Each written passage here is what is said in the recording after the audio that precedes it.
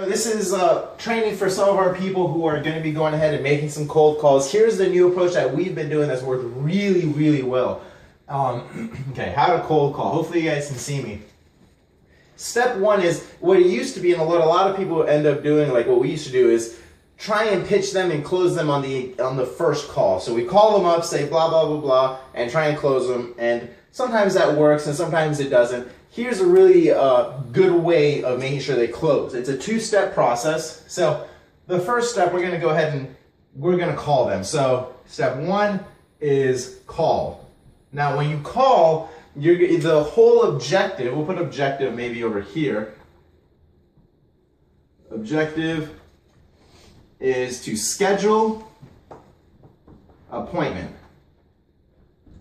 Right? So it's a two-step thing. Instead of closing them, which would be the objective in the past, now the objective of this initial call is to close them on an appointment to speak with you further. So when we call, we're going to go and say, hey, is this so-and-so? Is this Bob? Okay, Bob, hey, my name is Carlos. So my name is bang. And here's what's really important. Did I catch you at a bad time? Right? So when you ask this, did I catch you at a bad time? What we're doing is we're trying to move from a call that's more of an interruption to scheduling something that isn't an interruption. It's a meeting. So when I say, did I catch you at a bad time? You're going to yield 2 to 3 responses. That's going to be either yes, and they're gonna say goodbye, or just click on you, right? 2, you're gonna get no, this is a perfect time. Rarely will that happen, but the most common thing that you'll get is yes, but.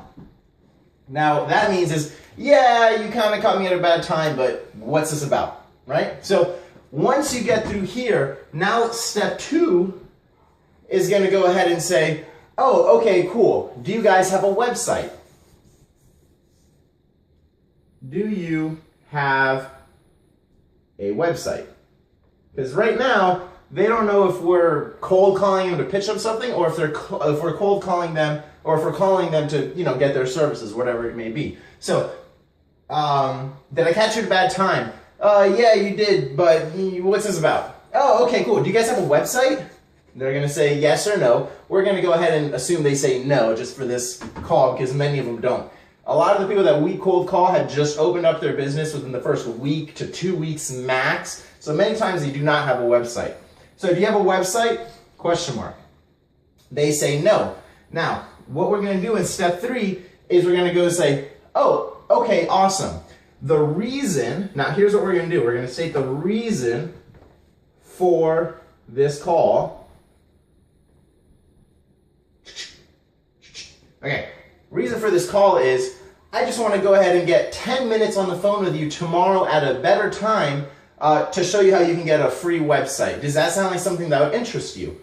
Now, at this point when they say, yeah, that interests me, because many times the reason for this call is what they're after. Like, why the fuck is this person calling me? Now you're going to be straight up, very cool, and you're going to tell them, the reason for the call is I want to get 10 minutes on the phone with you tomorrow at a better time so I can go over how to get you a free website, maybe get you to the top of Google. Does that sound like something that would interest you? That is a reconfirmation that they're listening and stuff like that. So they're going to go ahead and say, yes, that sounds awesome. Thank you. And then what you're going to do after you state the reason for the call, and they say, yes, that sounds good, instead of automatically closing and saying, okay, does 2 p.m. sound good or whatnot, you want to make this stick in their mind a little bit more. So let's say I'm calling a salon business for the purpose of this call. You can call a bunch of different businesses and this will be customized. But so after you do the reason for the call, you say, oh, okay, awesome. Have you heard of our company, MoneyMindMarketing.com? Have you heard?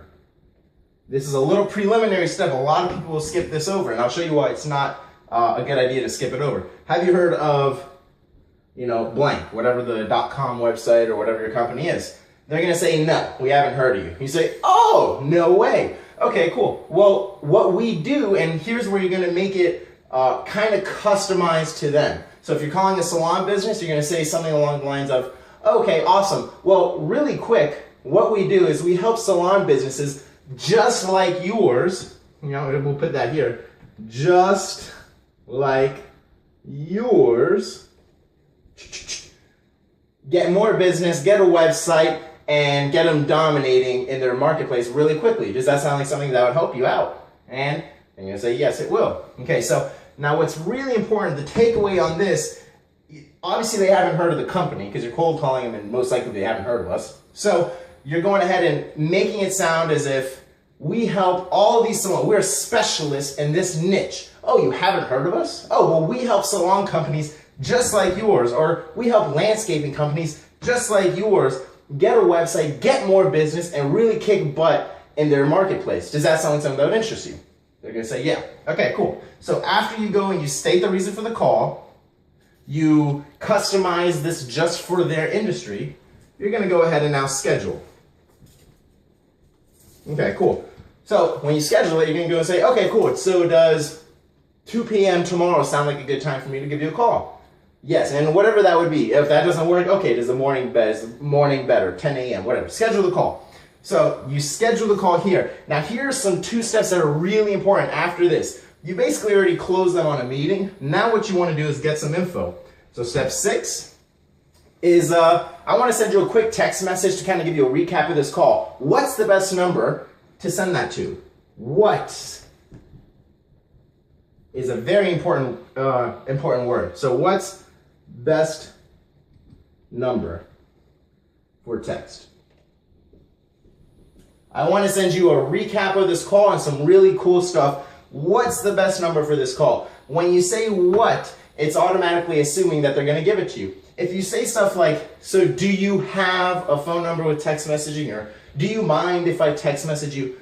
You're asking for permission, and you're likely going to get a, nah, I don't. Just go ahead and call me tomorrow. But when you automatically assume the same, when you say, okay, well, what's the best number for this text message?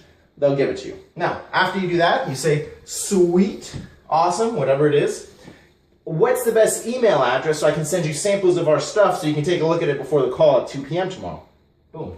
What, again? Best email.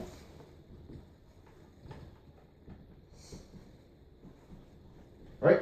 So what's the best email? They give you the email and you just go ahead and close it. Say, okay, sweet. So I'll send you that stuff over within the next 5 minutes. So make sure you check your inbox and you check your text messages, and I'll go ahead and give you a call at 2 p.m. tomorrow. Sound fair? Sounds fair. Sweet. I'll talk to you later, whoever your name is. And that's it, guys. So that's how you really want to go ahead and cold call. This is one of the most effective ways that we found from our own testing. We've called hundreds and hundreds of people just using this model, and we've called thousands in the past using the straight pitching method. And we are getting, out of 100 people, we've got 40 scheduled appointments. That's a 40%. That's not made up. That's legit. We have 40 scheduled appointments. Now, will all 40 turn into closes? Absolutely not. But if I can get 10 to 20 of those, that's a shit ton of money, and that's even more bang for my buck because I'm capitalizing on that 80 numbers or 100 numbers that I originally called, where before you were just pitching them straight and losing out on a lot of people. You had no backup method. Here, we're turning something in from an interruption. We'll put this in another color. You're turning the purpose of the call is now no longer an interruption. Interruption. That sounds so terrible. Okay. That's not what you're doing. Before, when you call them and pitch them, you're interrupting them during their day, and it's an interruption, and they're more likely to say no. What you're doing is being super awesome, super cool, and you're scheduling a meeting or a phone call or whatever it is.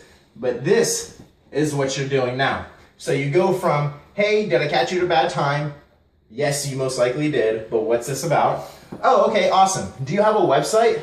No, I don't have a website. Oh, okay, cool. Well, the reason for the call today is I'm actually just looking to talk to you for about 10 minutes tomorrow at a better time, so I can show you how we can actually get you a free website to your business. Does that sound like something that would help you out? Yeah, that sounds good. Okay, sweet. Have you heard of MoneyMindMarketing.com by any chance?